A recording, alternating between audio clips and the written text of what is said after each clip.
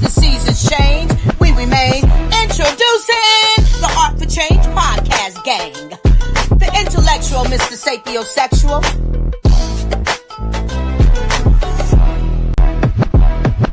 That's all you gotta do, be you.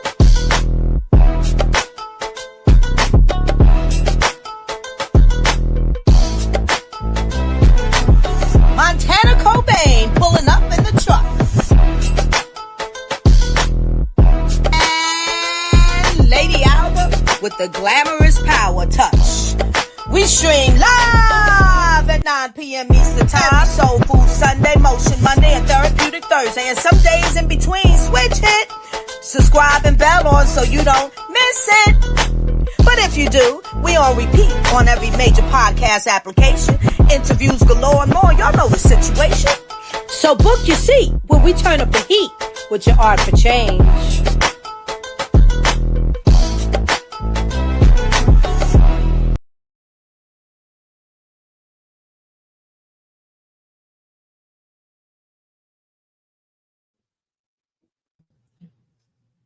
Yes, y'all. And we are live.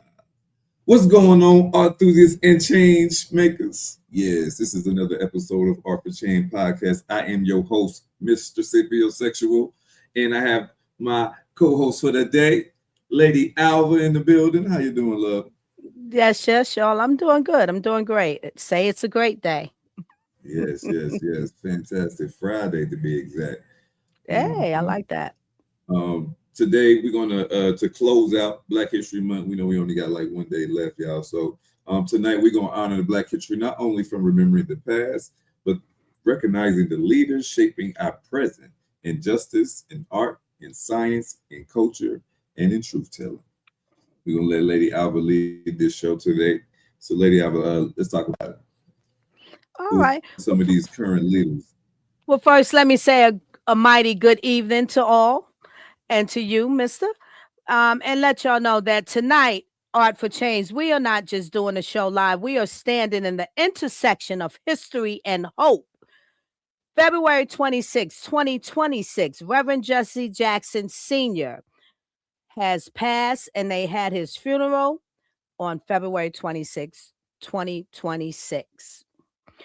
My personal aspect is, as a child of this city, Chicago, Illinois, where he ran his leadership at Push. I grew up watching him at Push and later stood beside him to mark my own full circle moment. I can tell you tonight, we are sitting in the yoke of goodness. The yoke of goodness.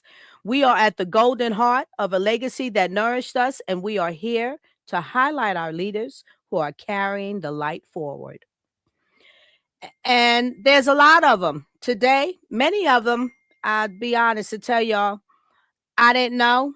And I think it's so important that we tend to speak about our historical leaders while history is being made every day that we breathe, right?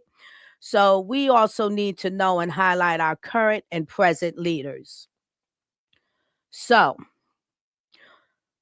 I have quite a few of them here that we're going to get into. And just to run down the list, Vice President Kamala Harris is first up. Let me give you a little insight on her.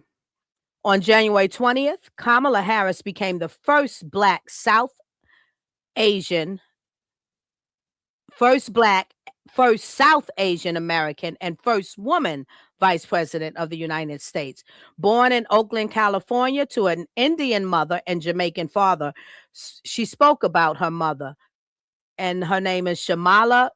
I'm going to mess up the name. I'm so sorry. Gopalan Harris, in her first speech as Vice President-elect. When she came here from India at the age of 19, she maybe didn't quite imagine this moment, Harris said on November 7th. But she believes so deeply in an America where a moment like this is possible.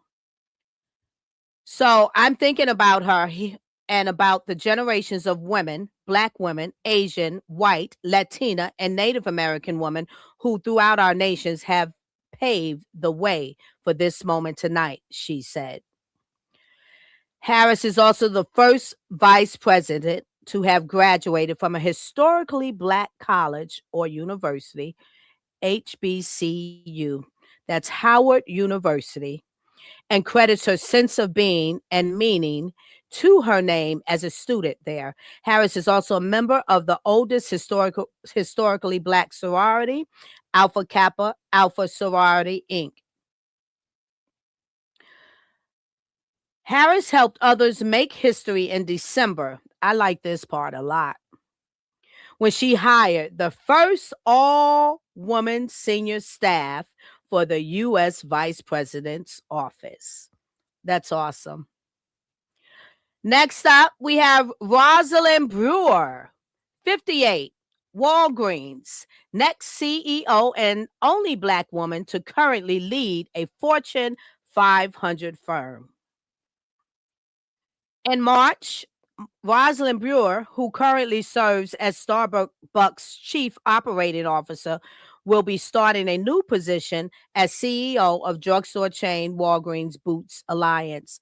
When she steps into this new role, she will be the only Black woman currently leading a Fortune 500 firm, and just the third Black woman in history to serve as a Fortune 500 CEO. Ursula Burns, who served as CEO of Xerox between 2009 and 2016, was the first.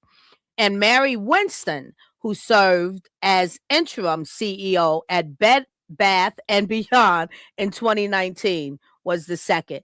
Now, look, I'm a Bed Bath and Beyond customer, and I didn't know that. And why would I know that? I'm just going there to buy my little goodies. But it's amazing to know that. So now I can actually step into Bed Bath and Beyond with some pride. Yeah. So Brewer joined Starbucks in 2017 as the company's first Black and first woman.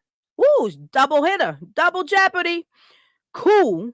COO, previously spent 5 years serving as the CEO of Sam's Club, which is owned by Walmart. Prior to working for Walmart, she spent 22 years working for manufacturing companies, Kimberly-Clark, where she started her career as a scientist and eventually worked her way up to being president of the company's global non-woven sector in 2004.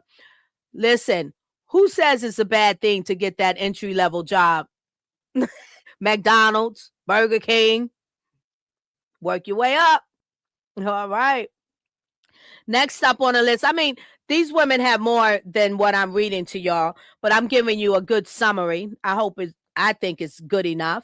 Then you do your own due diligence. But next up, Dr. Kismekia S. Corbett, 35. Led scientists on the Moderna COVID-19 vaccine team. At a December event hosted by the National Urban League, Dr. Anthony Fauci, we all heard his name and got tired of his name, had one, respectfully I say so, had one very important thing to say about the Moderna COVID-19 vaccine, aka mRNA 1273, approved by the FDA for emergency use on December 18th. The first thing you might want to say to my African American brothers and sisters is that the vaccine that you're going to be taking was developed by an African American woman, Fauci said. Oh, I missed that. Did you hear that, mister? Did you ever hear that? I missed that part. Doing all of the hoopla, and that is just never heard that part. Yeah, me neither. That's what Fauci said. So indeed, Dr. Kismekia Corbett, a 35-year-old viral immunologist and research fellow in the Vaccine Research Center of the National Institute of Allergy and Infection Disease, is the lead scientist on the team that developed the Moderna COVID-19 vaccine. She built on her 6 years of experience studying the spike proteins of other coronaviruses like SARS and MERS in order to design the vaccine within 2 days of the novel coronavirus being discovered. Here's a quote. I like to call it the plug and play approach. Corbett, who has a PhD in microbiology and immunology from the University of North Carolina at Chapel Hill. Hey, if COVID come, well, y'all still gonna deny the COVID shot?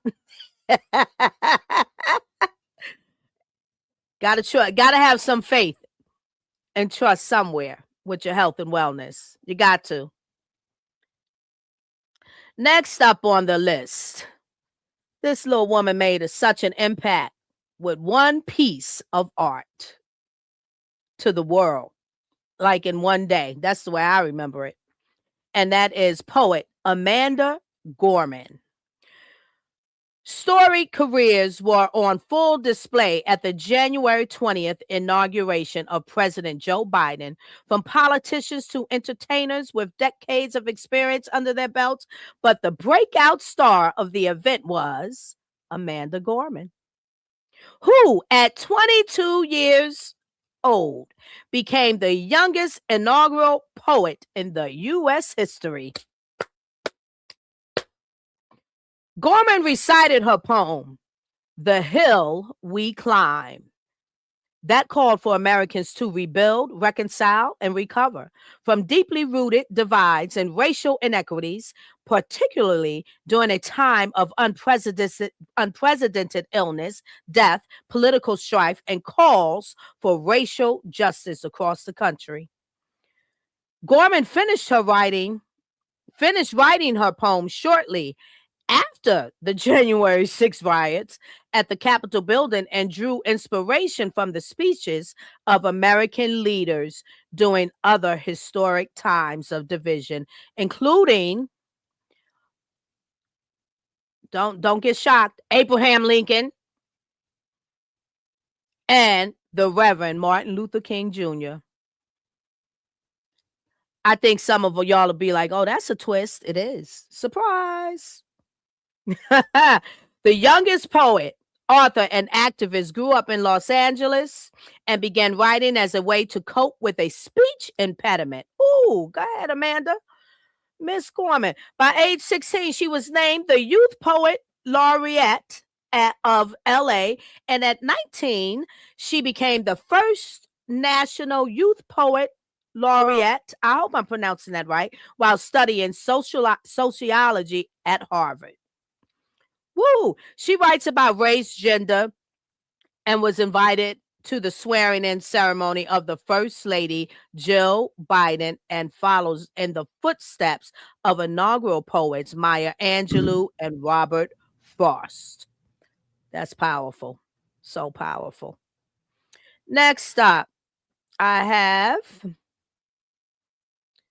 Rashida Jones, 39. MSNBC president and first Black executive to run a major television network, news network. Journalism is such a complicated industry, quoting, Rashida Jones said at a 2015 conference at the University of Missouri School of Journalism. If you really want to be a next level journalist that's coloring the history of our world, that's the only reason you should be on this path. Woo! Let's take a breath with that. That's my first time reading that she said that. Wow. So in other words, don't get on the path to be destructive. In her 8 years at MSNBC and her 21 years in the business, that's exactly what Jones has been doing. On February 1st, Jones started her new role as president at MSNBC, making her making her the first Black executive to lead a major television news network. Woo! Her previous endeavors was senior vice president of news at MSNBC and NBC News, where she oversaw breaking news coverage like the coronavirus pandemic and 2020 election. Jones set rating records for 2 town hall specials and helped oversee the second presidential debate, during which NBC correspondent Kristen Welker became only the second Black woman to moderate a presidential debate solo. Get out my way. I am here. Solo. Yeah. Jones also helped to bring more diversity to MSNBC's daytime and weekend schedule, like extending Nicole Wallace's show Deadline White House. Woo! Beautiful. Next up. Of course, I chose all women. There were some men on this list, but I had to narrow it down a little bit for the show. And I'm a woman, so I'm going to choose my ladies. Sandra Lindsay, 52, first American to get the COVID-19 vaccine outside of trials. Quote, I volunteered myself, says critical care nurse Sandra Lindsay, of becoming the first person in America to get the COVID-19 vaccine outside of a trial on December 14th in Queens, New York. That's where I am, y'all. Lindsay, who immigrated from Jamaica in 1986 and became a nurse in 1994, oversees 5 critical core nursing units at Long Island Jewish Medical Center. She's seen how dangerous and erratic the virus can be. So she jumped in at a chance to get the Pfizer bio, maybe that's coming. That's a thing for them, to get the Pfizer biotech vaccine. She says, I didn't know I was going to be the first in New York State. Never mind the United States, she tells NBC.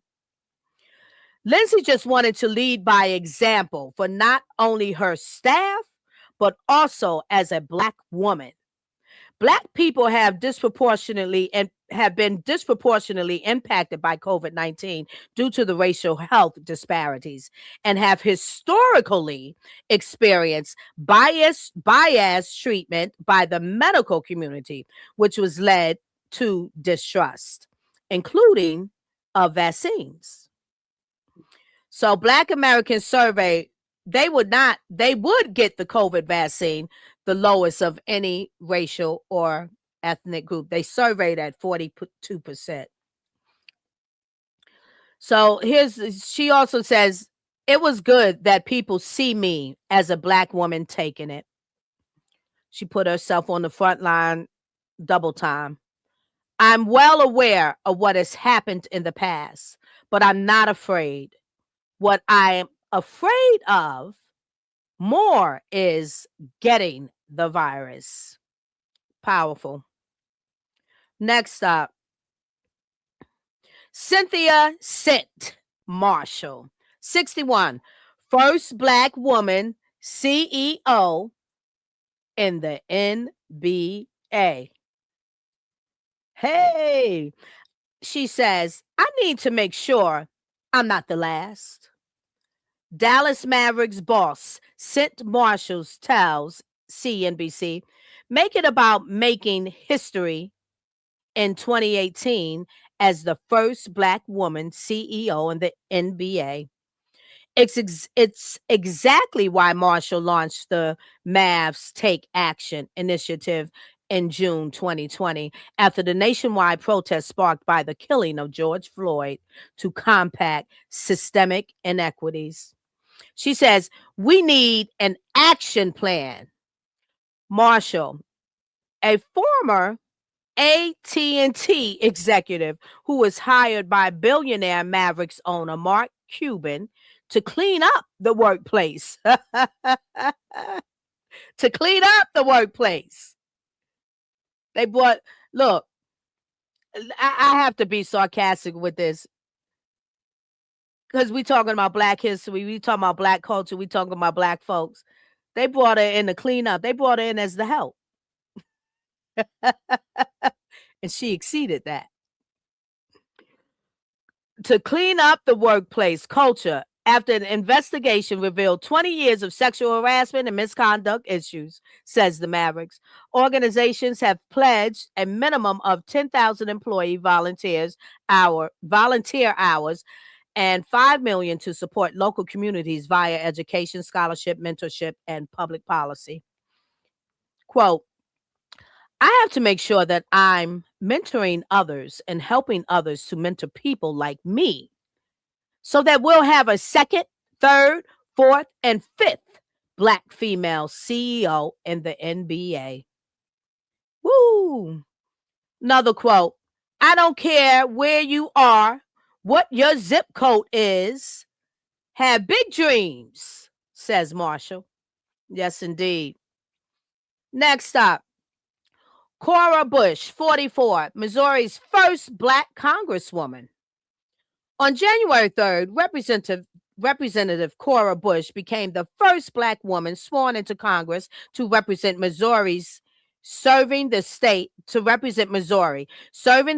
first district that includes the St. Louis area. The nurse, pastor, and longtime community leader became politically active following the 2014 shooting death of Michael Brown by a Ferguson, Missouri police officer. The Black Lives Matter activists' road to Congress kicked off with a long shot campaign for the Senate in 2016, an unsuccessful 2018 run to unseat Democratic incumbent Representative William Lacey Clay Jr., who represented the district beginning in 2001. Prior to that, his father held the seat for 32 years. But 2020 was different. Amid distress caused by the pandemic, Bush gained momentum with the campaign that prioritized progressive policies, including universal basic income, a 15 minimum wage, Medicare for all, criminal justice reform, and the Green New Deal. So her progressive platform comes from personal experience and a reminder that I am the people I serve. That's powerful. That's powerful. Next up, Alicia, excuse me, Bowler Davis, first Black woman named to Amazon's senior team, the inner circle that advises Jeff Bezos. Alicia Bowler Davis has viewed the world like an engineer from the time she was a child, fixing broken appliances around the house in Detroit. By high school, she took part in the program with the General Motors Institute and launched her engineering career designing cars for the company. Over 25 years with GM, Bowler Davis became the first Black woman to run a manufacturing plant at the company, the senior vice president of customer experience, and later executive vice president of global manufacturing. She joined Amazon in 2019 and in August 2020 made history in her appointment as Amazon's vice president of global customer fulfillment. When she became the first Black woman to join Amazon's prestigious S team, a group of executives that advise CEO Jeff Bezos, her achievement may be a turning point for the company's diversity efforts. Though Amazon's workforce consists of roughly 27% Black employees, just over 8% of managers are Black. What a breakthrough.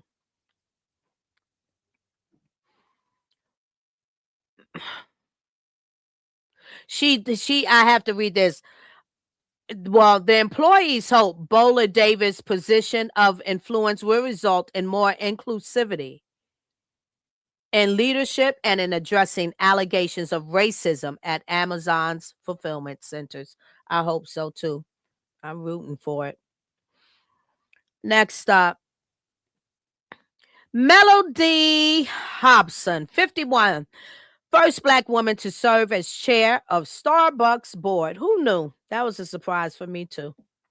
In December 2020, Melody Hobson, president and co-CEO of money management firm Ariel Investments, was named chair of Starbucks board of directors.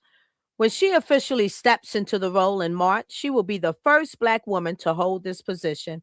She is the youngest of 6 children. Hobson was raised by a single mother in Chicago and credits her financially poor upbringing for driving her into the career she's in today. Many of us Black folks need to hear that. Just because you poor don't mean you can't soar. Let that be the tool that propels you for more. Ah, shoot. It is no accident, quoting, I am in the investment management business because as a child, I was desperate to understand money, she said during the 2020 Center for Financial Planning Diversity Summit in November.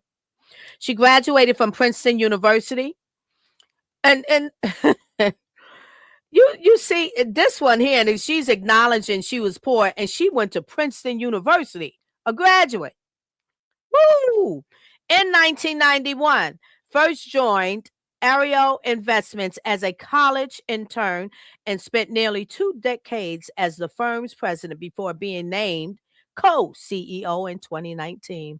In addition to being the incoming chair of Starbucks board, Hobson serves as a director on JP Morgan Chase board and is a chairman of After School Matters, a Chicago nonprofit that provides local teens with high quality after school programs. She's also into she's a philanthropic. She does philanthropy work, always tongue tied with that word, with her foundation, the Hobson Lucas Family Foundation. Donated an undisclosed large gift to her alma mater in October 2020 to establish a new residential college, at Princeton, Hobson College, tentatively scheduled to open in the fall of 2026. It will be the university's first residential college named after a Black woman. What a breakthrough that is. Bam, bam, bam. Her quote, my hope, she told the university, is that my name will remind future generations of students, especially those who are Black and brown, and the first in their families, that they too belong. Yes, indeed. Powerful. Next up, Sydney Barber, just a little baby, 21. U.S. Naval Academy's first Black female brigade commander. In the U.S. Naval Academy's 175-year history, there has never been a Black woman to serve as a brigade commander. But all of that changed this January when Midshipman Sydney Barber stepped into the role. Quote, I would compare my job to a student body president at a civilian institution, she tells CNBC. Make it, explaining that she oversees roughly 4,000 midshipmen at the Naval Academy. Barbara grew up in Lake Forest, Illinois. Says she was inspired by her dad, who graduated from the academy in 1991 to attend the institution. Quote, my dad is someone who always believed in me early on, and so he will say that he wasn't surprised by my position, says the 21-year-old mechanical engineer major. But he started crying. But let me read that again. But he started crying, first of all, on the phone, just because he was so proud of me. and the opportunity that came ahead. Barbara explains that, like many other Black attendees who walked through the Academy's doors before her, her dad experienced racism during his tenure as a midshipman. Knowing her dad's experience and the experience of countless other diverse leaders, the 21-year-old says she's extremely humbled by her new opportunity, and she doesn't take the responsibility of her role lightly. So powerful. Who's next up? Who's next up? Who's next? Who's next? Nia de Costa, de Costa, de Costa, de Costa, da Costa. Nia da Costa, 31, first Black woman to direct a Marvel film. Had no clue. When Disney's Marvel Studies tapped Nia da Costa last year to direct the upcoming Captain Marvel sequel, which hit in 2022, she became the first Black woman director to tackle the Marvel Universe. Yet, when Marvel handed DaCosta the keys to its billion-dollar franchise, the 31-year-old had only released one movie in theaters. What? In 2015, DaCosta raised roughly $5,000 in a Kickstarter campaign to fund a short film called Little Woods about two North Dakota sisters who have to cross the Canadian border illegally to obtain medicine for their mother. DaCosta later expanded that into her first feature film in 2018, winning the Tribeca Films Festival Nora Ephron Award for the Best Woman Writer, Director, and catching the eye of Academy Award winner Jordan Peele. Calling DaCosta a bold new talent, Peele hired her to direct and co-write his much anticipated horror sequel, Candyman.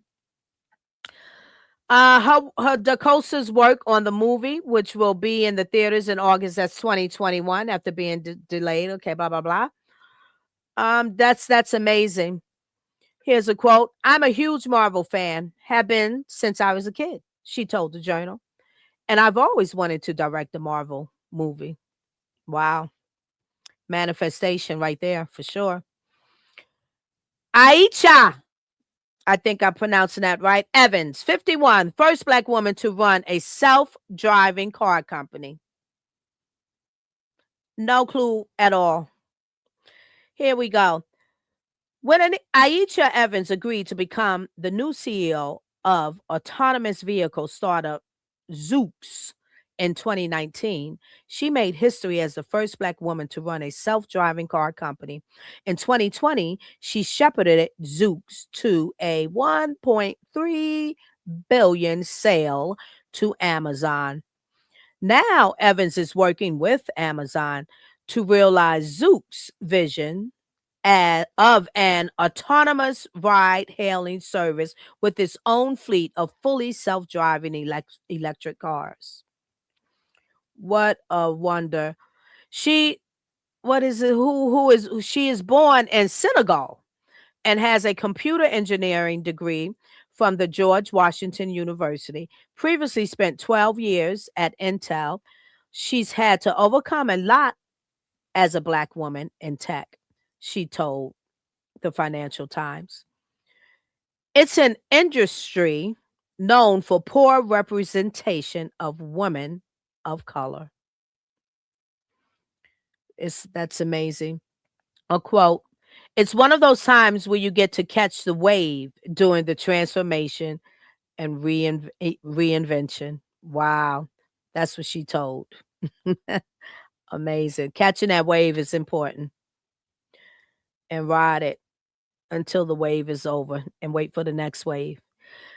Dana Kennedy, 55, first Black person to head a major publishing imprint. I'm going to move along. I got Bozama St. John, 44, Netflix Chief Marketing Officer and first Black C-suite executive at the company. Mm-mm-mm. Now, those are our ladies there. Now we go to our questions to pass it over to Mr. And my question to you is to give me your thoughts. We're Pick gonna one of go. those or pick a leader that you like to expound on and what it is for you. We mentioned a lot of the ladies. We didn't mention none of the males. Not yet. I stopped there to let us breathe for a moment. Okay, okay, Actually, all let right. me breathe, and then we'll. But I'll pick up there for you. I'll go. No, Will, no, let me. no, that's all right. I didn't Okay. understand. I understand now. Okay, so now what you said was your question. So, out of the women, which of these leaders inspires you most right now, and why? Um, Out of all of the women, which leader inspired me the most? Mhm. I mean, every woman is you could be inspired from. You got a lady who is the CEO of a Fortune 500 company. You got the first Black South Asian American vice president. You know what I mean? You got the first inaugural poet from the youngest African American woman. You know what I mean? And me being a poet, of course, I appreciate seeing where poetry can take you. Mhm. I mean, it's you got the MSNBC president is a first Black executive woman ran by a major television. So uh, all these women is somebody that you can be inspired by. To pick one, I mean, I feel like it's unfair. Every Mm. woman that you spoke on has made tremendous achievements in just history itself, not just Black history. But it's amazing that what I'm saying they always have a certain stigma attached to us. You know, we get certain labels about being uneducated and lazy. So when you hear about these people and the pinnacles of success that they reach to, you can't reach those type of pinnacles of success being lazy and being uneducated. So I love to Mm. see Black people break status quos Yes. and I stereotypes. Yeah, I love your answer. The question was really like for me to choose that deliberate because you can't pick just one that inspires you the most right now.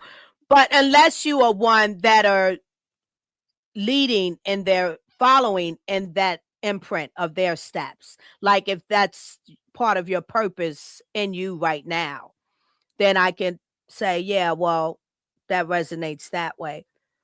But all of them, their footprints have an imprint on our lives of, like you said, to inspire us. And it would be unfair. I agree with you. Um, and what I recognize all of them just led with some purpose in their lives, and they whatever crumbs they had, they picked up those crumbs and made more crumbs until they breaking through mountains. Yes, Yeah. absolutely. Yeah. Every woman that we spoke on tonight had to endure all different type of systematic restraints just to get to the pinnacle of success that they reach. So Yes. that should not be recognized. Absolutely. Yes. Yes. And with that being said too, because we do this a lot, miss as Black people, we judge ourselves wrong. We judge each other wrong. We look at the stumbles that we have made, the bargains that we've had to bargain with sometimes in order to get to the peak of what really matters. We sacrificed ourselves in ways, some women in ways that should never do it. But and I'm one of those women that like, no, I would never do this and that. But listen, you don't know what it is in somebody else's shoes. But when we have encouraging leaders like this, without knowing their personal traumas or dramas and stumbles, just knowing what they did from whence they come from is enough to say that's what we all can do. And that should be the thing that propels us in our lives to do that. Absolutely. Yeah. Absolutely. I'm glad that they got, Miss Cynthia Marshall. She is the first Black CEO of the NBA. I'm glad that they got her in there after there's a lot of allegations of sexual harassment. So to see a woman in that field to be able to clean that type of situation up, I think that was very, very intelligent of Mark Cuban.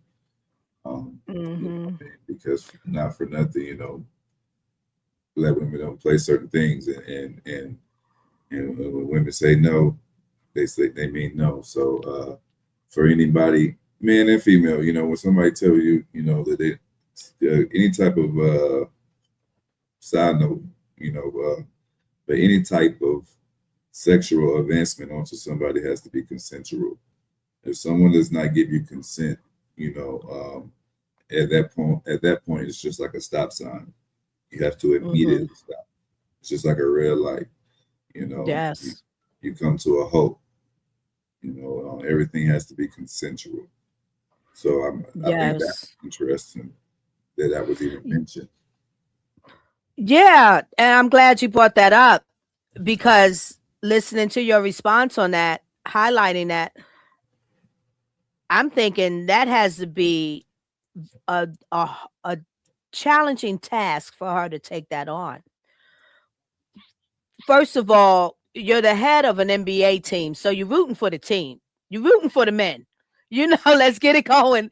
Let's get this, their skill and all of that.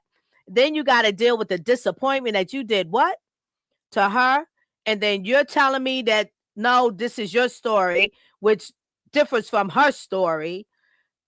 She's which way do I go, George? Like, I think that's so challenging to have to decipher and to figure out how to settle these issues fairly and reasonably and rightfully and justifiably. Yeah. And without causing a mass destruction in the NBA league, because we love sports. We're a country. We love sports. We love our NBA players. We love our teams. We love their athletes for sure. Yeah. If nothing else. Yeah. But something that came in my mind too, I just want to spit out there. And I never had this thought until tonight. When you talk about sexual consent, I like to just say to the men, if a woman, a female, a young lady is high, intoxicated on something, leave her alone. Because what in that state of mind, what you may think she's consenting to, she might not really be, because she's her state of mind is not right. So wait until you're sober. She's sober.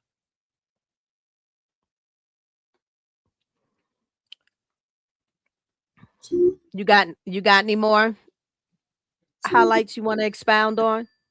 No. Mister? No, that was respectful, and that was needed to be said. So yes. All right. ARPA change definitely do not condone any type of enforcement. Yeah. In terms of sexual conduct. Yeah. I'm a pick on myself in my days of partying, and even today, if I choose, because sometimes I may have some cocktails, and because I don't have cocktails anywhere like I used to, so my system is not immune to it anymore. So my reach is shorter of what I can handle. But I don't like to be amongst any men, one man or more, and my state of mind is altered having a cocktail. It could be a simple beer, and then you praying on me. And I could always read it, but I don't like it. It doesn't feel good.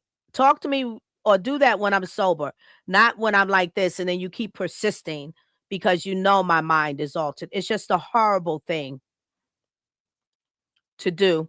And a lot of times it causes chaos have to that shouldn't create out of that, you know. But yeah, Shouts I'm out to gonna move. BU. Just Yeah. made it in Miami. We Oh, see you. BU.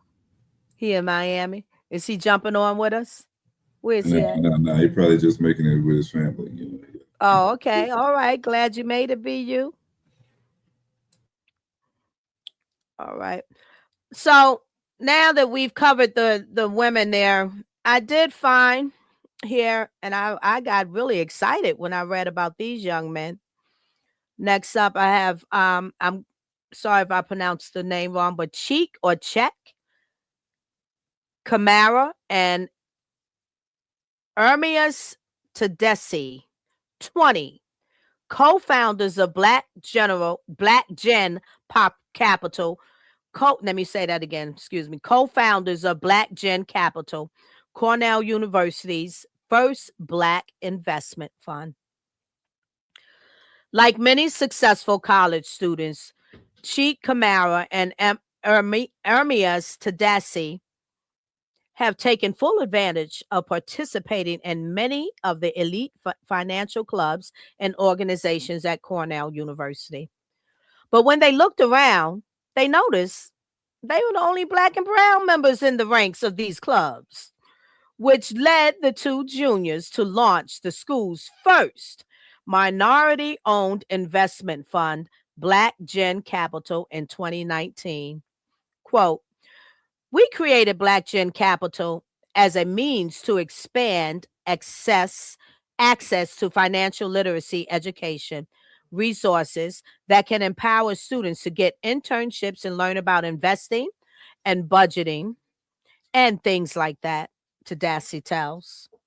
To help Black and brown students attain access to financial education opportunities and resources, Black Gen provides its members with a 10-week finance training program, as well as hands-on experience in pitching and managing investment ideas.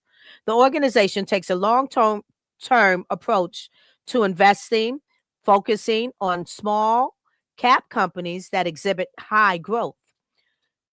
Profits from the fund are reinvested as well as used to support Black Gen's events and initiatives, which includes giving back through philanthropy projects. Within its first year, about 70% of Black Gen, roughly 64 members, have secured jobs and internships on Wall Street thanks to corporate sponsors that include Black Bank of America, JP Morgan, Morgan Stanley, and Wells Fargo. Oh, we was having a problem talking about Wells Fargo. I remember some racism stuff going on, but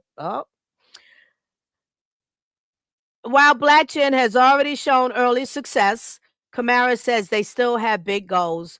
The issue of diversity and lack of access to resources and opportunities is not exclusive to just Cornell University, but rather it's an issue that plays across the entire nation, he says, adding their next goal is to establish chapters in universities and colleges across the country.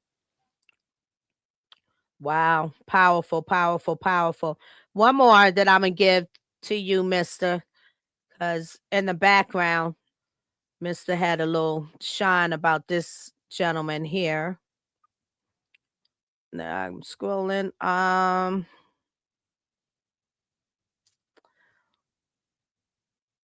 It is.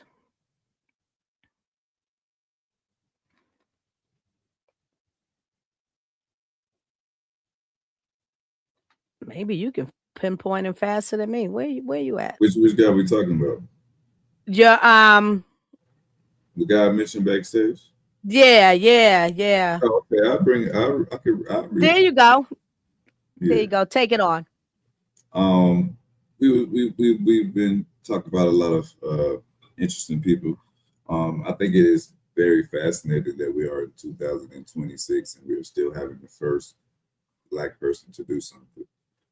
But Mm, nevertheless, I think it is awesome that it is a fate though. That it's an amazing flex to have.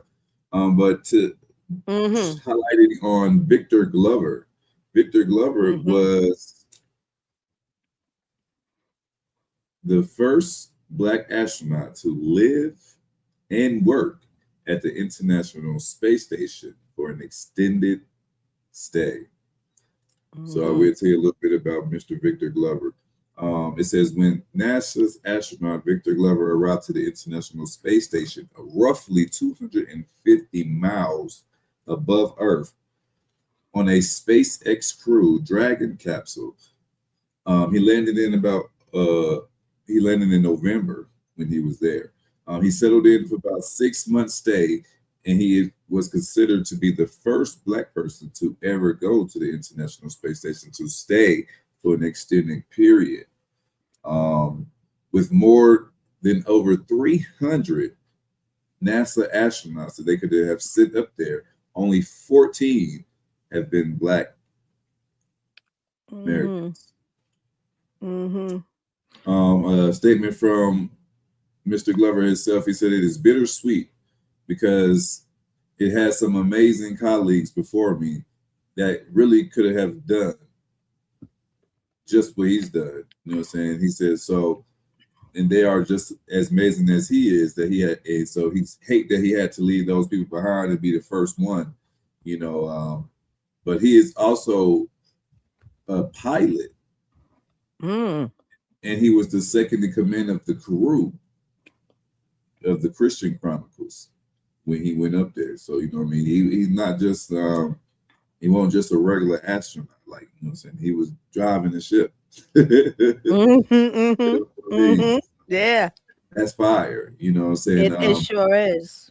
Absolutely. Before he became an astronaut, Mr. Glover was a commander and test pilot for the U.S. Navy, where he flew 2,000 hours and over 400 aircrafts. Excuse me, I lied to you. Over 2,000 hours and over 40 aircraft. Sorry, in 24 combat missions. So you know what I mean. He's highly decorated and educated, especially in the field of flying. Um, Mm-hmm. it says Glover had his bachelor's in the general engineering, so he's an intelligent individual from the California Polytechnic State University in St. Louis Obispo, California. I might be butchering that name, and received multiple related graduates school degrees, including a master's from Flight Test Engineering from the Air University, and a master's in Mm. System Engineering from the Naval Postgraduate School. Man, listen here, my boy was highly decorated. You know what I'm saying? And he accredited all of his accolades to his fifth grade teacher. You know, she gave Mr. Hargrove gave him the push and inspired him to pursue the STEM. How about that? That's beautiful. That's awesome. I I I want to speak on his bittersweetness, that emotion that he feels. And I can't speak on it to take it away from him. So surely that's not what I'm doing. But I recognized in life, that's the thing. We say that a lot as black people. Somebody else, y'all were there. Y'all could have did it. Why it take for me to get here to do it? I'm putting it in a way, like in the neighborhoods, how we do. But see, that's the difference. I look at it this way. Everybody has something that they're going to do, something to give. Every part matters. Every piece of the puzzle matters. It paves the way for the one who is the chosen one to take it to that next peak. So that's what it sounds like to me, what he is. He was the one chosen to take it to that next peak. Whatever he had, the tools, the whatever is the seed that's planted in him, There it is. So, but it doesn't dismiss who came before. It wasn't for them to do this particular mission. They did theirs. This is for you to do yours. What'd you think, mister?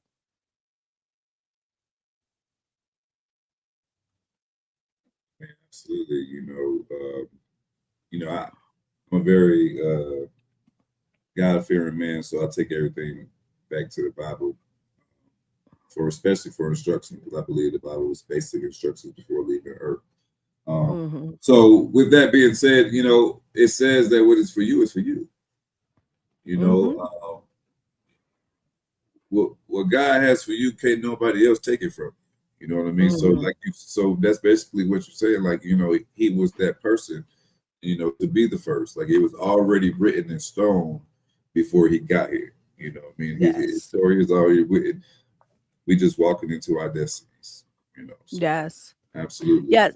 And the back end of that, I find that if we can absorb that type of philosophy um in our mentalities, then the ones who didn't do it will not have should not have any envy because, oh, I should have did that, but they doing it now. They getting, all these accolades for it. It erases envy when you understand that philosophy. No, that's yours, not mine. That's it. Yeah. Absolutely. Absolutely. I think another guy to highlight is Mr. Nicholas Johnson. Nicholas Johnson Okay. was Princeton's first black valedictorian. You know what I mean? Mm. That is valid for people who don't know what valedictorian is. You know what I mean? That's the person. That's the number one student in the school. He gets the highest GPA in the entire school. You know what I mean? Mhm. So that is awesome. Over That 275 years that the school has been open, they have never had a black valedictorian. And in May 2020, Nicholas Johnson became the first black valedictorian for the school. Saying, and in his speech, he said, being the first black valedictorian from Princeton feels incredibly empowering, and mm, particularly given that the university historical beginnings and its ties to the institution of slavery. He says Princeton's first 9 presidents were themselves slave owners, as many as ooh, the institutional professors during those early years. So, I mean, that the fact that, the foundation of the school to where we are now just shows how magnificent Martin Luther King's dream was.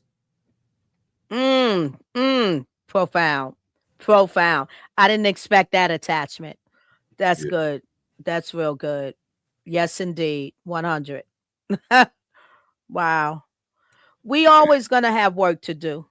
yes, absolutely. That's the way that's the script of our lives. We're always gonna have work to do. Yeah, And we should not be afraid or shy or run away from the work to do. yes. Um, and I think it's very important to have episodes like this, or have outlets and platforms like this that highlight individuals and the hidden figures, if you will, Mm, because there's a there's a lot of amazing people, with the darker hue that don't get the recognition, and there's a lot of stereotypes about uh, minorities, I mean, that's in all of them stem that, we lack intelligence. So I love to yeah. see, and I love to highlight, people that is making a difference in the community, and especially people that are taking it far to make a difference in the world. To be Absolutely. to be the world's first this, or the world's first that, or the first black person this, or the first Latino this, or Mhm, whatever. You know what I mean? That's an amazing mhm. feat in itself. You know what I mean? And I think that it's important for the young generation, the generations to come, to hear that we still striving for greatness. Yes. And I feel with what's his name, the valedictorian, Nicholas Johnson. when you read that he says it became incredibly empowering to him. You Yes. know how that resonated in me. It's not about the first. It's empowering to him because he's learning about what he has, the empowerment he has within him Yes. that he's holding, he's emboldened, Yes. So I say it because a lot of times we get the first is not, look, the first is the record that needs to be established according to this country.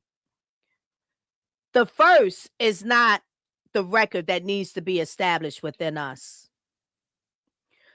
When you say the hidden figures and the talk about them and they're getting their recognition, know because many of us in the communities don't even know about them. Some of them I didn't know about until I'm say here's my portion to Black history here, Art for Change. Um, we need to know.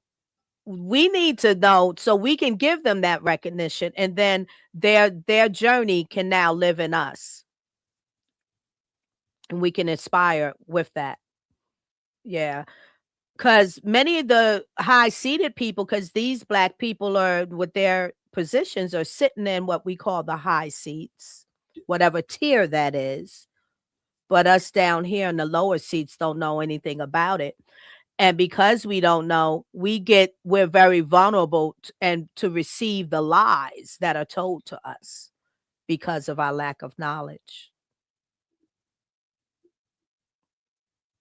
I think it's important to see somebody walk through those doors that look like you, um, to inspire the future generations to understand that that could be me too. You know, Absolutely. when you hear Obama inauguration, when he first becomes, the first closest thing that we're going to get to the first Black president, you know, it's inspiring. It was inspiring for me, and it was inspiring that I was old enough and able to vote. You know what I mean? So that was inspiring in itself. You know what I mean? And to see this, that person I actually voted for in the year that he ran made it to the presidency. That was inspiring. You know what I mean? To hear Jeezy come out with "My President is Black." You know what I'm saying? Hear that in the rap form, like what? You know what I mean? So like Yes.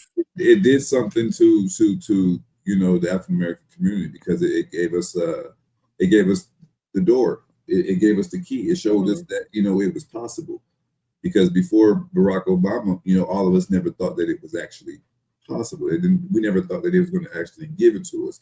And even though it was he can the seat is restricted. It don't matter who's in the seat. It's still the seat.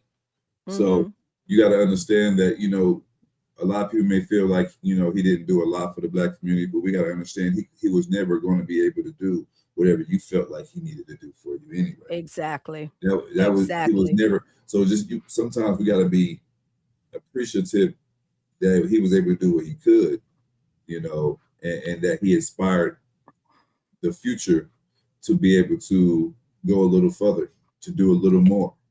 You know what I mean? Yes, indeed. Look, I'm gonna put it to me in its simplest form. He was able to have a seat in the seat with the title, not as a visitor. As this my house. This my house. So that right there is enough. And he did nothing to disgrace himself or it. Yeah, he didn't have no schedule the understand? whole time he was there. So Right. that was much appreciated.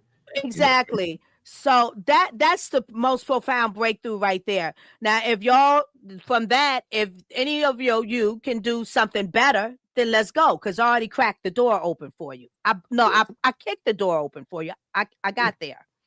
Yeah. And the same difference with Kamala Harris, because many of us took issue with her. But you have to first Black vice president woman.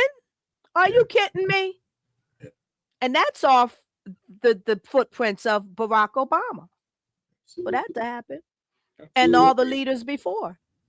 And it was attached to his vice president. So exactly. You cannot say that it wasn't. You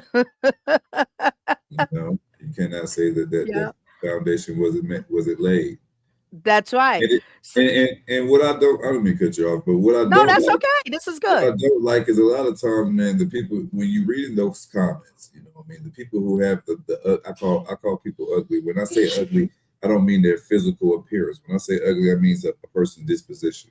So when you read Uh-huh. ugly comments from ugly people, a lot or people criticize it. A lot of times, critics ain't never accomplished anything. Mm. Oh, Most of the time, oh. the one who is criticizing you has never even made it nowhere near the level of success that you have. They ain't never gave Mm-hmm. the effort that you gave. They ain't never made the sacrifices that you made, the dedication that it took, the perseverance that it took you to reach your goal. So I don't pay attention to people who sit over there on the couch and tell me how to do my job. Mm-hmm.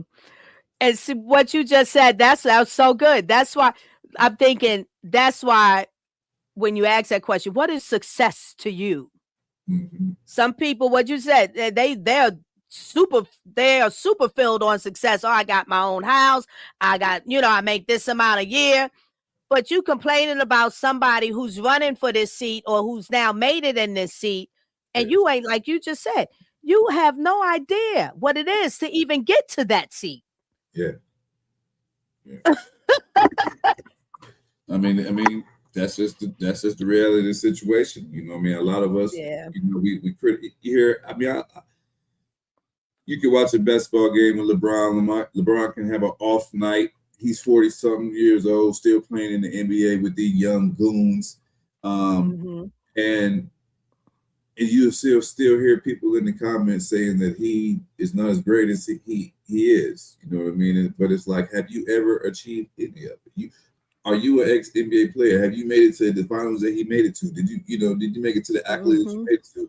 Oh, well, they mad that his son is in the NBA with him and playing right along with them. It's like, so many bosses and CEOs put their sons in position to win. So why are you mad that it's a black man doing Mister, as a lover of sports, and I always loved the NBA, and I was a big follower of it. I was a cheerleader in high school, but then I don't follow the way I used to. But now, like my thing is, I follow tennis. I'm a big follower of tennis. it? But to me, a lover of sports and athletes that are good at their craft, and I hear they have children, me, the spectator, the fan, can't wait to see their children get on the field. I don't Yeah. care. So I don't understand what people are talking about. What you talking about? That's legacy. That's legacy. That children gotta play. I'd be disappointed when I hear a sports player say, "Oh no, my children aren't." What? What you mean your children not gonna play? Yeah. We need them to carry on the torch. Get them in there. Yeah. Yeah, so I don't know what people be saying. It's weird. It's weird. Yeah, man. People Yeah. be envious. A lot of people is Yeah. jealous of other people's greatness and jealous that someone else took the opportunity or made the sacrifices to be somewhere that you aspired to be, but you didn't have the will power to make the certain sacrifices. Right. Right. It takes sacrifices to be successful, and I think a lot of people uh, misunderstand that information. Like a lot of Yeah. people think that everything just is just given to someone. Sometimes it's not just given to them. Hmm. Even if I got you hired, I can't keep the job for you. That's right. That's right. You got to do the work. I can get you the job, but I can't keep you the job. You know what I mean? You Right. still got to do the work. That's So right. people be envious that people that got the opportunity that the world has always been not what you know, but who you know. So why is it a Hmm. problem when it doesn't look like how you used to it looking? Hmm. Yeah. The tragedy of it that when we have our own people saying that about our own people, our There own you icons or stars or athletes in that sense, it's such a tragedy. It's really a mentality that comes from slavery. It's a slavery mentality, and it's such a tragedy, you know. And we should always be rooting for one another and to come up, and if they choose that children don't play it, or child doesn't want to play, so be it. But to critique it and judge it like that, like, and if I did hear the talk about that with LeBron's son, and he can't really play, or he's not all that. But listen, nepotism is a real thing. We didn't create it. It's part of the system. So if why aren't you utilizing it? Why aren't you utilizing it? I can't hear you. Oh, yeah. Oh, why aren't you utilizing it? Like, I mean, what are you, a cheerleader against it? Don't abuse it. But if that gets your family member in the door, utilize it. If the run doesn't happen in too longevity or whatever, that's fine. But there was a run that's made. We press forward in the race. Yeah. And you got to utilize the tools that the race has given us wisely. There you go. Yeah. There you so go. What? Yeah, man.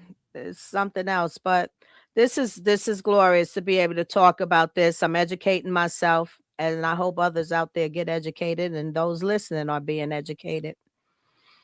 I think that's the end of my list there. But we had another question.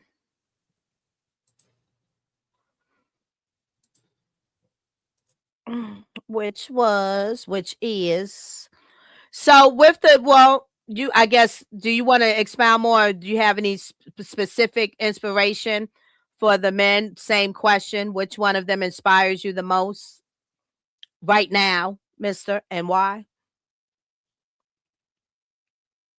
Men it's more men on the list. I just picked out a few. Yeah, the first man in space. I mean, on the International Space Station, they said out of 300 astronauts that have been, there's only 14 of them that are black, and he's the one that stayed the longest, and he was a pilot. So that is damn sure. That is, that's commendable. And we got Nicholas Johnson, who is the valedictorian of Princeton. That's a feat in itself. That just shows you our intellect. Once again, these are two brothers that are breaking barriers and crushing status quos and stereotypes. Yes, indeed. Yes, indeed. I don't know. Do the people know you've said it before, but maybe you need to reiterate, because why Mr. like intellect so much? It's there in his name, Mr. Sapiosexual. Yes.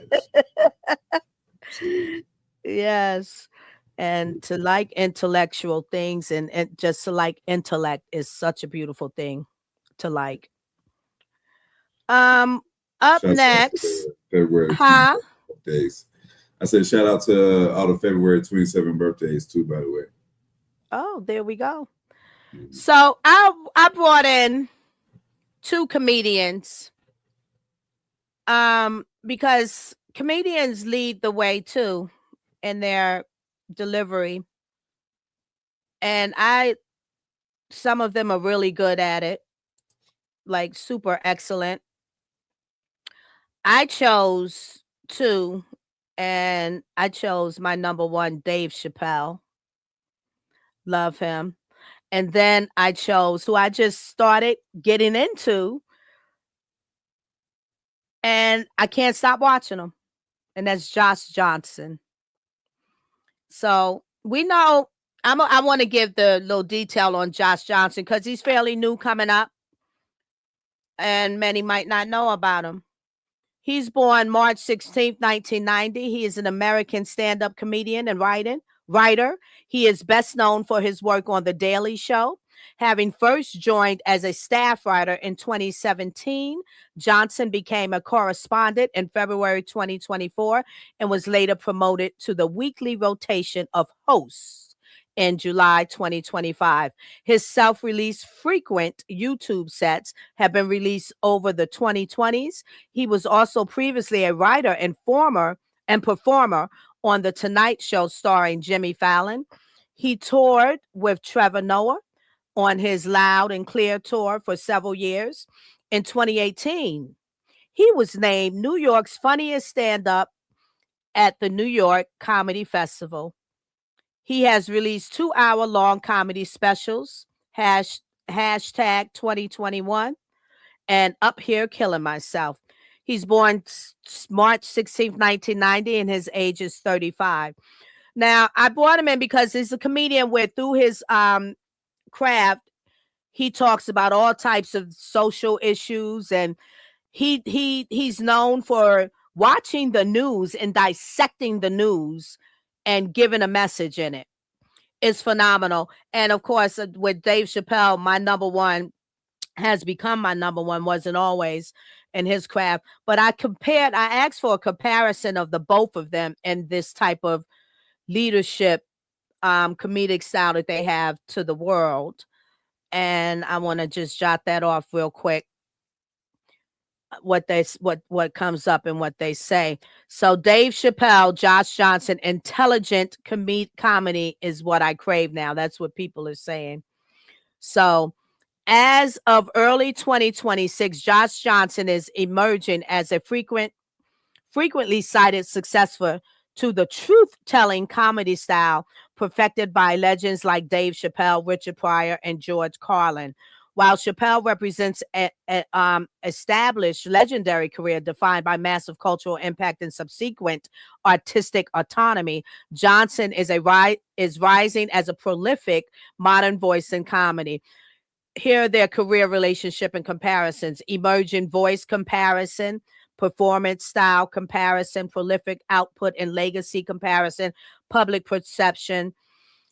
Key differences: content focuses. While both tackle social issues, some observers feel Johnson's material is more heavily focused on current everyday news and wokes, and it is. Where Chappelle is often seen as focusing on broader social, cultural, and personal narratives. And then the media approach. We know how Chappelle built his career, and Johnson conversely has built his reputation through the Daily Show and consistent director to consumer content via YouTube. But yeah, he's something, and he's still young. Once he develops, I expect it's going to be a powerhouse leadership. But he really pinpoints and pulls out the lack of integrity that humanity has. That's what I'm gonna say. Yeah. So those are my two there. Do you have anything to say on those two, mister?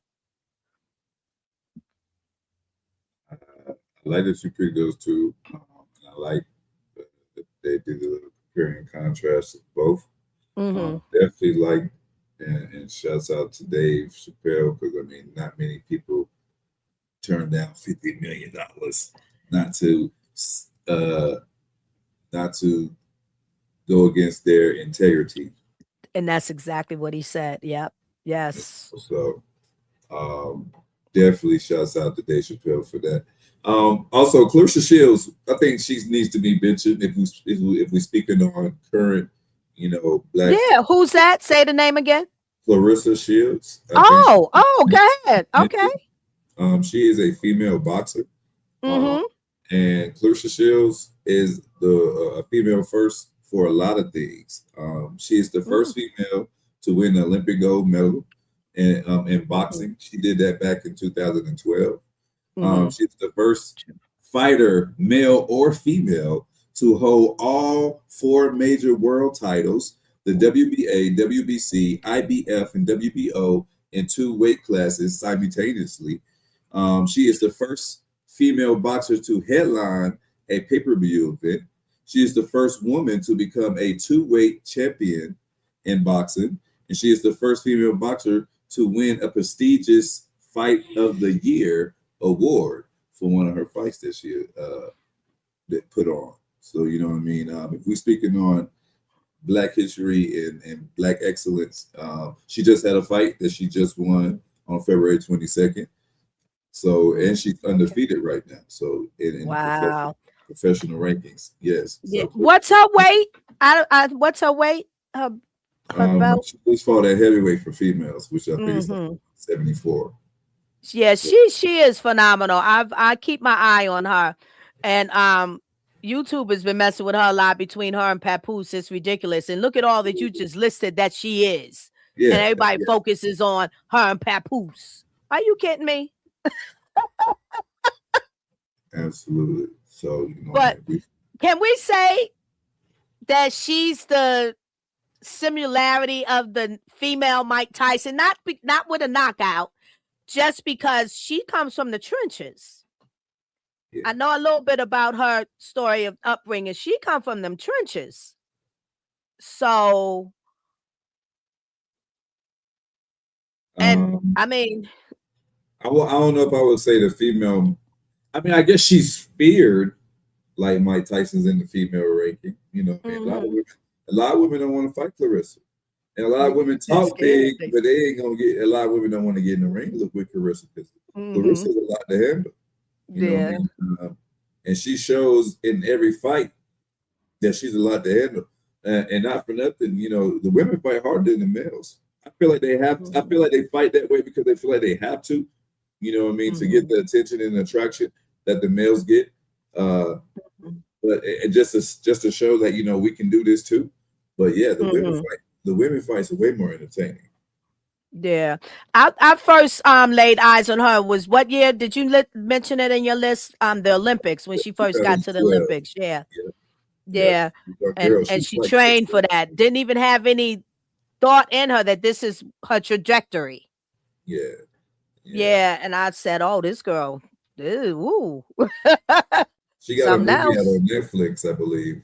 Um, Yes, she does. I didn't watch it yet. I will watch it, but I get kind of like wherever my brain is and whatever I need to take in at that, then I save some stuff. Yeah, right. but amazing.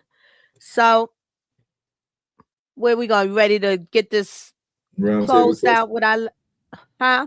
You want to do your roundtable question about the poets? Oh, did I miss the question, Mister? Go ahead. Lead the way for me. Yeah. It says, "How do you see comedy influencing our social Thank you. awareness today?" That was Yes. one of the questions. Yes. Thank you. And listen, I feel like comedy. Every comedian that you ever watch, most of the comedians is definitely going to throw a little bit of whatever is going on currently in the world. So I believe comedians is always influence social awareness by always trying to give us tidbits of what's going on, in their world. Yeah. I agree. Every comedian does do that. Although I will say some are very crafty in it. Like Yes, that is what they do through their comedy. into their comedy. Correct. Yeah, yeah, that is the thing that they do to bring social awareness. Uh Josh Johnson and Dave Chappelle's are a hell of a storytellers.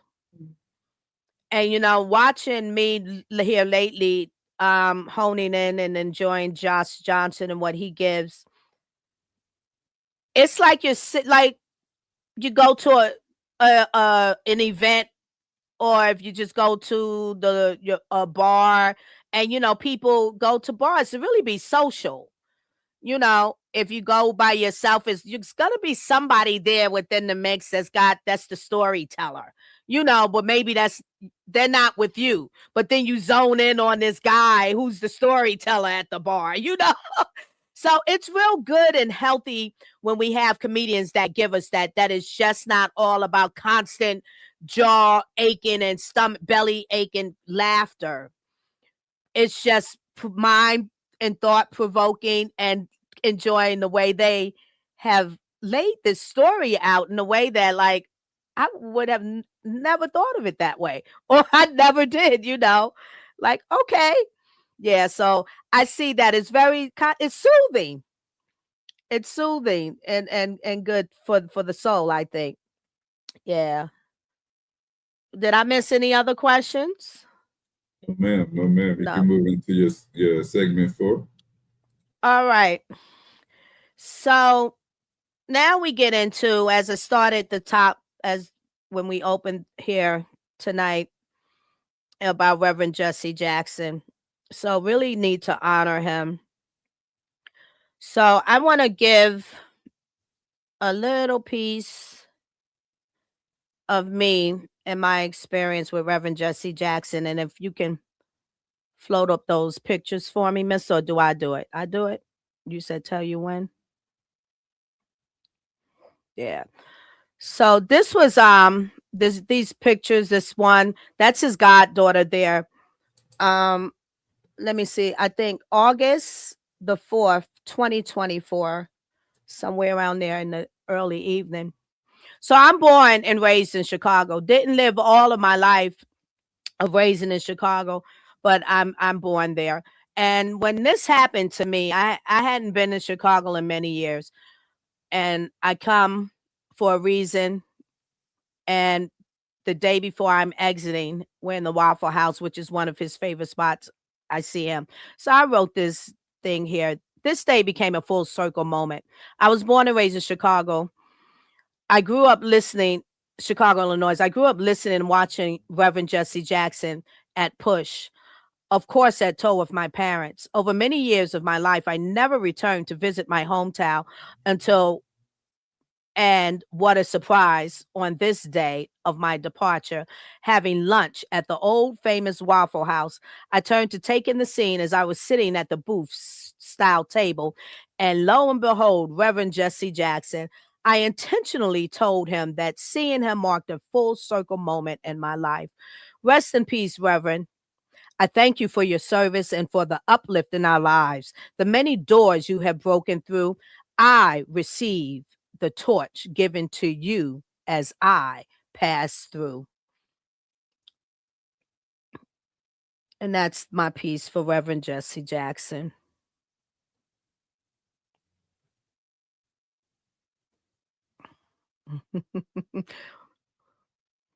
Look at how happy I am. I'm so elated.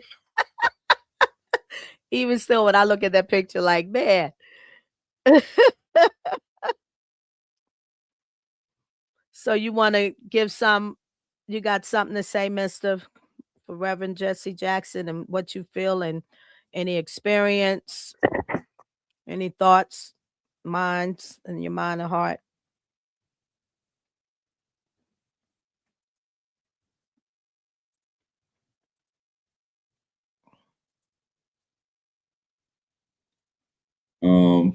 I'm sorry, I was getting the That's audio okay.